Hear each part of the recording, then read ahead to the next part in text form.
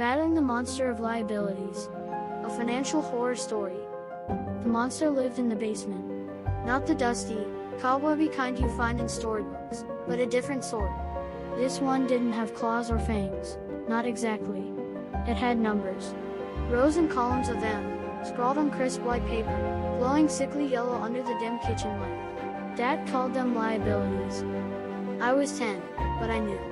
I knew the way Dad smiled would then when he looked at those papers, the way his shoulders would slump like a scarecrow in a late October field.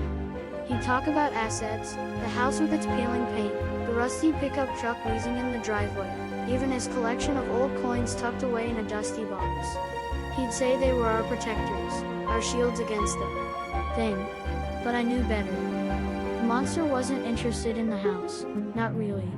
It wanted something else. It wanted pieces of Dad. Little by little, it would take them. First, it was the extra hours he worked, his face gone in when he finally came home. Then, it was the laughter, which grew thinner and more brittle, like ice about to crack. The monster's breath was cold. I could feel it sometimes, even upstairs in my bed, a draft snaking under the door, whispering of late fees and missed payments. It didn't have a voice, not a human one, but it spoke in other ways. The phone ringing late at night, Dad's hushed, worried tone on the other end. The way Mom would look at him, her eyes filled with a kind of quiet dread. One night, the power went out. The whole house plunged into darkness, and the only light came from the moon, casting long, skeletal shadows across the walls.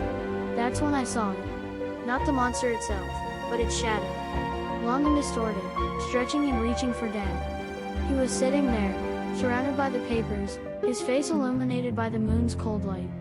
He looked small, defeated. That night, I understood. The assets were just decoys. The house leaked money like a sieve, the truck guzzled gas like a thirsty beast, and the coins, they were just shiny distractions. The monster fed on the liabilities. The mortgage, the car loan, the credit card bills, they were the monster's teeth, tearing chunks out of Dad's life. But then, something strange happened. Dad started fighting back. He didn't have a sword or a magic spell, but he found something else, knowledge. He spent hours hunched over the computer, the screen's glow reflecting in his determined eyes. He learned about budgets, about interest rates, about how to tame the numbers. He learned about how to make the assets work for us, not against us. He started small, selling some of the junk in the garage, things we didn't really need, cutting back on the things that drained our money. He learned that every penny saved was a small victory against the monster. It was a long, hard fight. There were times when the monster seemed to gain ground, when the shadows grew longer and the air grew colder. But Dad kept fighting. And slowly, the monster began to shrink. The phone stopped ringing late at night. Mom's eyes held less worry. Dad's smile started to return, a little shaky at first, but then stronger, brighter. The power came back on eventually, but even when it flickers now, I'm not scared.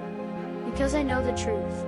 The monster still lives in the shadows, waiting for a chance to feed. But now, we know its weaknesses. We know how to fight it. And that, I realized, was the most powerful weapon of all. Knowing.